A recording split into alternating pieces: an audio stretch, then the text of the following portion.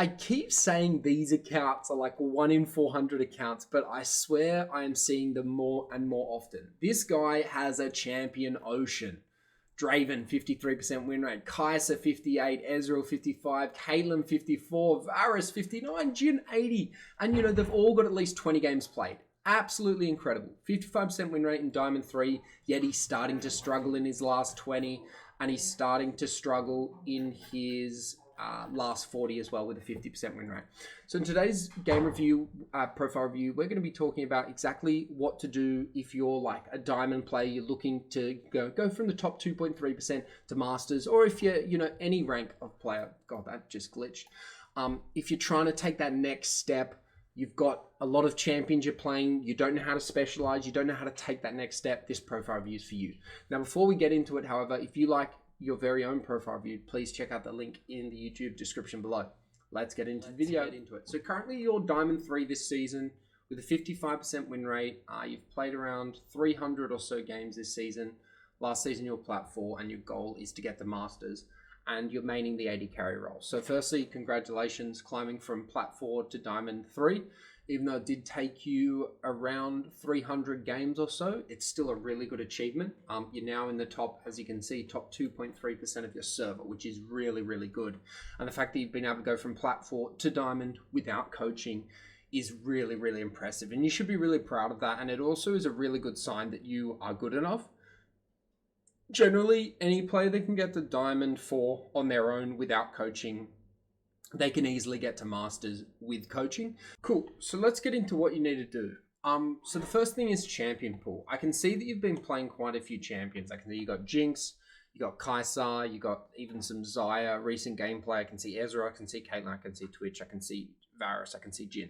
So you've got a champion ocean right now. And what I'd recommend to get to Masters is really narrowing this champ pool down to really 1, 2, max 3 champions. And if you're wanting to play the other champions or keep kind of that diversity in your champion pool, what I'd recommend is just having a second account and playing the other less successful champions. So when picking those 1 to 3 champions, I'd just go on what your highest win rate is and combine that with what's feeling the best for you at the moment, because Diamond 3 to Masters, it can be a long journey and it can take a bit of time. So I want to make sure that you're picking the champs that you feel like you can actually play for a good duration, not just you're really good on them, but you actually hate playing them. I want you to find that perfect balance between you like playing them and you're good at them, because that's the key to long-term success. Coaches that tell you anything different, they don't really know what they're talking about. And, it's a computer game.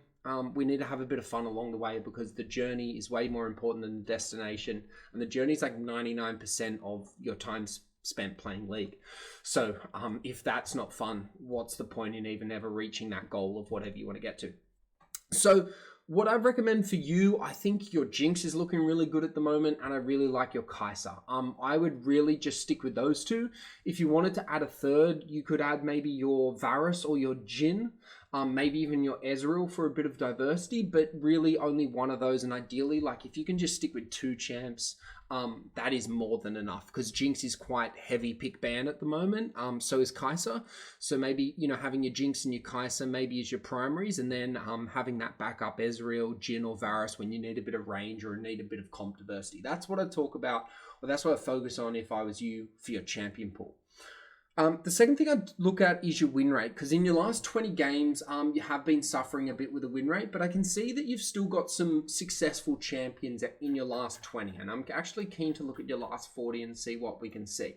Cool. So, in your last 40, we can really see that still your Kai'Sa looks like one of your most successful champions that you're able to play still at a Diamond 3 level quite highly. So what I'd recommend is you do have, a 50% win rate with Jinx, but we don't really want a 50% win rate. Yet you have gone on a massive winning streak with Jinx, which is quite good to see.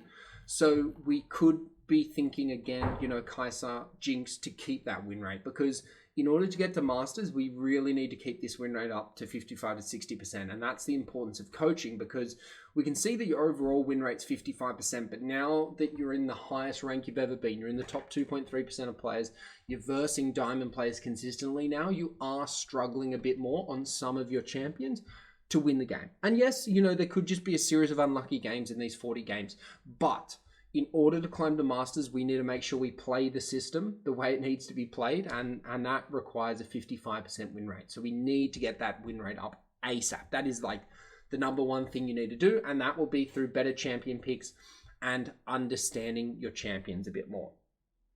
Third thing, you've talked about consistency as one of your issues. And again, it's just because you've got such a big champion pool.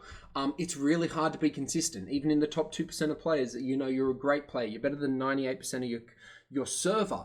But it's still almost impossible to be consistent at the same level across multiple champions. Like pro players are really the only players who can do it. Yes, streamers and stuff, but they're all doing this full time. 8 to 12 hours of ranked solo queue a day.